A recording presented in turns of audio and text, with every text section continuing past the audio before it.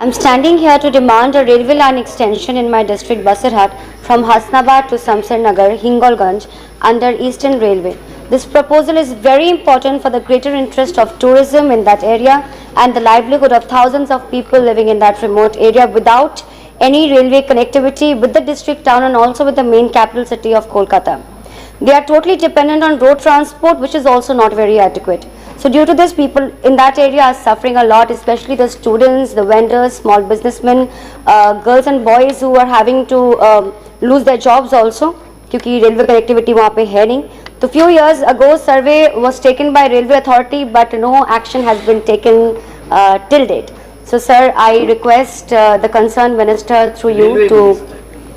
Concerned minister would be the railway minister, Dada. Yes, railway minister through sir that please consider this proposal and please see how fast it can be enacted upon. Thank you. Article 26 का violation क्यों है? Article 26 में religious denomination को इख्तियार है अपने right को protect करने का.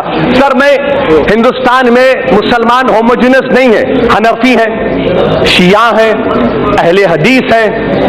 अब आप मेरे को बताइए, मुख्तार नकवी साहब चले गए, उनसे पूछ लीजिए कि शियाओं में सेगा है, अहले हदीस मानते हैं, हनफी नहीं मानते. बार बार जो इस्लामिक ममालिक का एग्जाम्पल देते थे, आप पढ़ लिया करिए.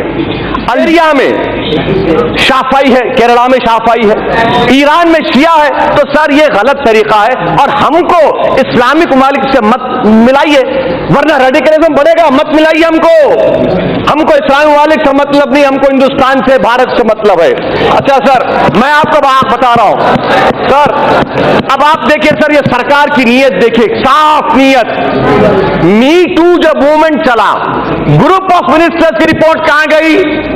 आपने ग्रुप ऑफ मिनिस्टर्स को डिसबैंड कर दिया. आपने अपने एमपी के खिलाफ एक्शन नहीं लिया.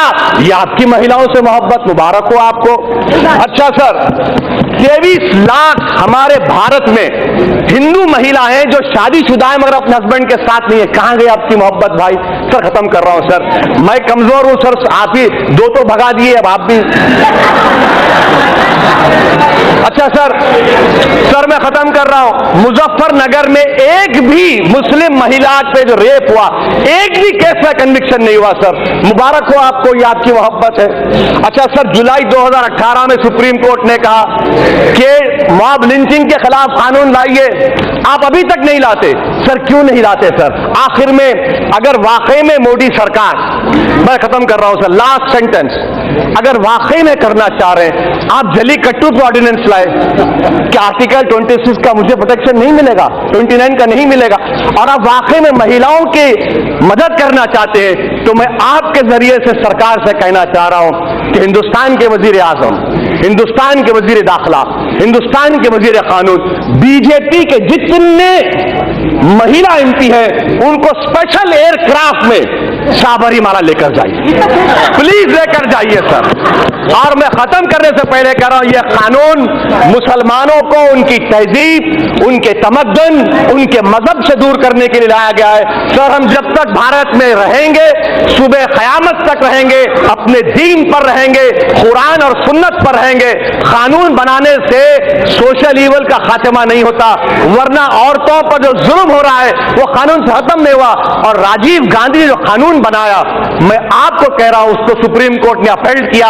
अपने इल्म में इजाफा करो और अपनी जहालत का सबूत मत दीजिए. ये कानून जुल्म करेगा मुस्लिम महिलाओं के खिलाफ, इसीलिए मैं इसकी खिलाफवर्जी करता हूं.